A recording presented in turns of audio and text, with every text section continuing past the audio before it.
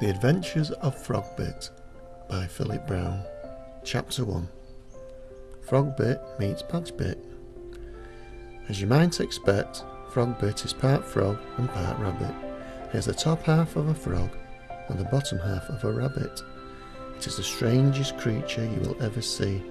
He lives in the woods in the Sankey Valley Country Park in New Willows. You would find it hard to see a Frogbit because he only comes out when there are no people around. Now Frogbit is the only one of its kind. He thinks he is better than all the other animals living in the valley.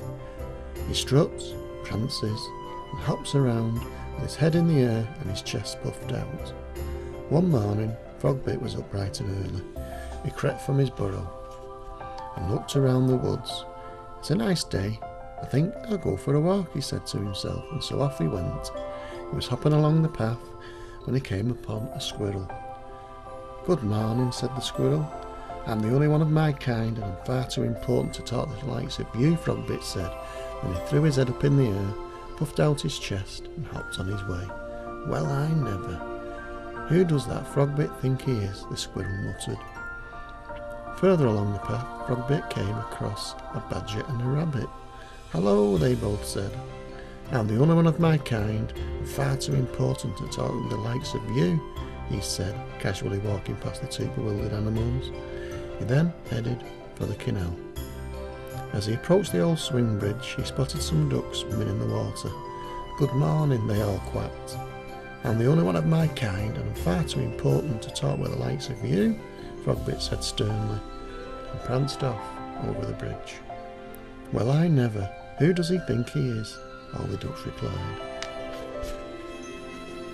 A short while later, Frogbit was hopping along the towpath when a carp poked his head from out of the water. "Good morning," the carp said. "I'm the only one of my kind, and far too important to talk with the likes of you," he snorted. "Well, I never. Who does he think he is?" the carp muttered, and splashed off to the bottom of the canal. Frogbit continued on his walk for a while longer before heading for home.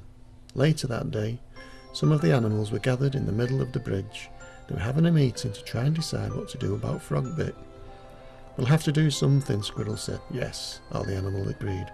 "I'm fed up with his attitude," one of the ducks said. "He's so rude," the rabbit added. "Yes, I agree. We have to do something," the badger said, scratching his head. The carp poked his head from out of the water. "I could go and find the old pike.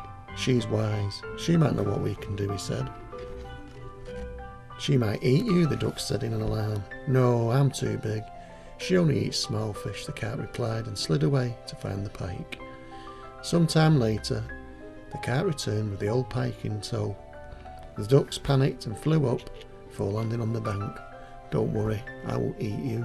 I only eat small fish," he said, laughing.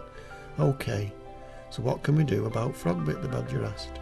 "He's so full of himself because he's the only one of his kind.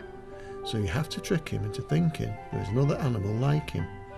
Half one animal and half another," the pike replied wisely. "How can we do that?" the animals wondered, muttering amongst themselves.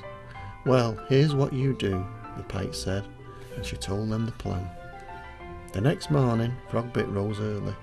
The sun was only just peeking its head above the valley as he poked his head from his burrow. "What a nice day for a walk," he said, stretching and yawning before setting off on his way. He walked through the woods and was surprised how quiet it was. "It's so strange," he muttered. "I wonder why there are no other animals about on this fine morning." As he approached the old swing bridge, he could see some of the animals gathered on the far bank of the bridge. Then as he started to walk over the bridge, some of the animals met him halfway. "There's a new animal come to live in the valley," smirked the squirrel. "Yes, he's over there by the trees," giggled some of the ducks. Frogbit looked over the bridge, and there it was, a creature that was half badger, half rabbit. "He's called Badgebit," the carp said, popping his head from the water. "No, I'm the only one of my kind. There can't be another," Frogbit spluttered in despair before stomping off in a huff. Badgebit was, of course, nothing of the kind. It was the badger and the rabbit stood partly behind a tree, with the badger's front half of his body showing and the rabbit's back end showing. The animals all laughed and laughed, and Frogbit was a little nicer from that day on, and if he ever returned to his old ways, the animals simply played their little trick again.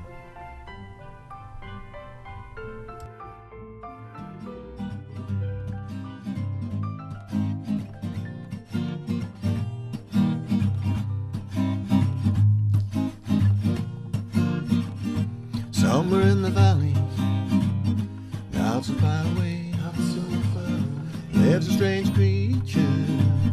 You might see it one day, for it never comes out.